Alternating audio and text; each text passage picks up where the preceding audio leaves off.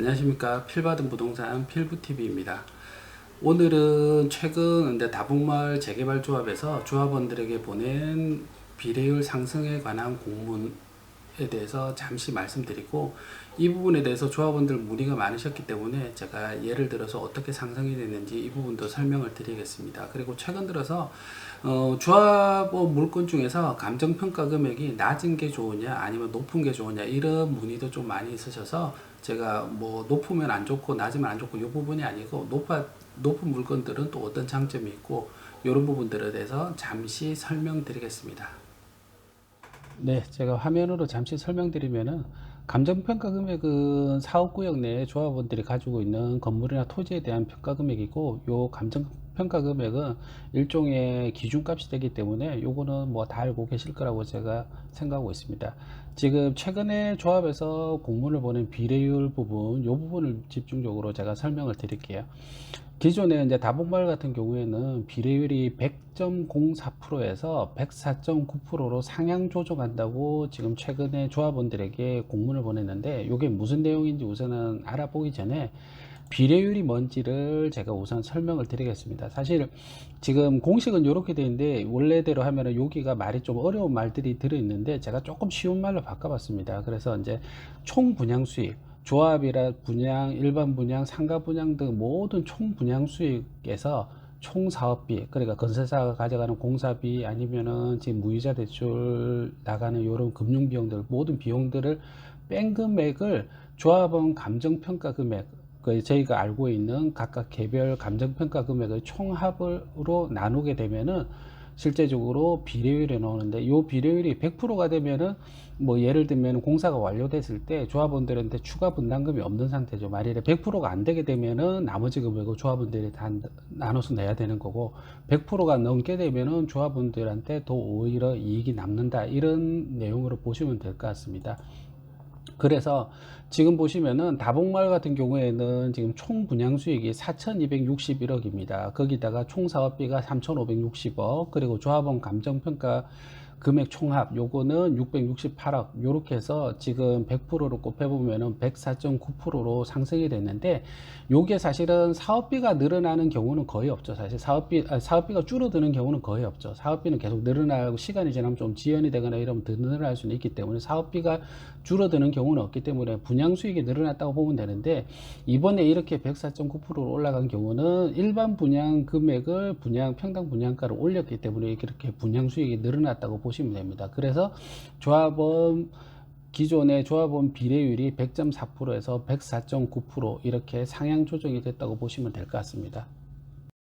그러면 어떻게 실제 반영이 됐는지 예시로 한번 보여드리겠습니다. 지금 여기 다복마을 물건 ABC가 있는데, 여기 종전토지 등 평가액이라고 표記된 부분은 기존의 감정평가액이라고 보시면 될 것 같고, 여기 기준가액은 기존의 평가액에다가 비례율 104.9%로 올랐을 경우, 요런 게 뭐 상향이 됐을 경우 평가액을 적어 놨습니다. 그리고 분양가액은, 조합원 분양가액은 예전이나 지금이나 동일하기 때문에 25평 기준 3억 2천, 34평 기준 3억 9천, 그리고 30평 기준 3억 7천 이렇게 적어 놨고, 마지막에 청산 추정액은 뭐냐 그러면은, 이게 조합원 분양가에다가 여기 각 개인별 A, B, C 물건에 대한 기준가액을 빼면은 실제적으로 조합원들이 요 아파트에 입주하기 위해서 부담해야 될 금액의 청산 추정액입니다.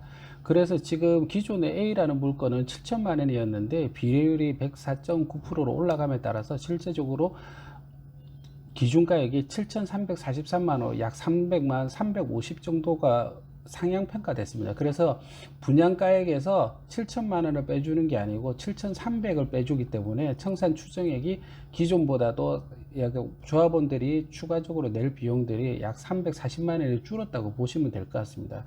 B도 역시 마찬가지로 이렇게 계산하시면은 조합원들에게 내야 되는 분담금 자체가 줄었는데, 결국 이 나중에 청산 추정액을 가지고 통상적으로 조합원들 같은 경우에는 이제 동호수가 결정이 되면은 계약금 10%, 그리고 중도금 6번에 나눠서 60%, 잔금 30% 이렇게 나누어 납부를 하게 됩니다. 그래서 앞장에서 말씀드린 청산 금액을 보면은 같은 평형대라도 사실은 감정평가 금액이 높은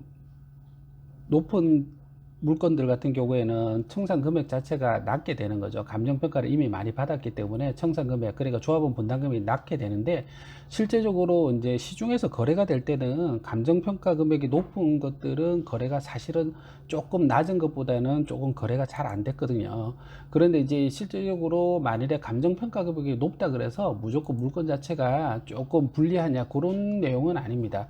감정평가 금액이 높으면은 이주비 무이자 대출 금액이 큽니다.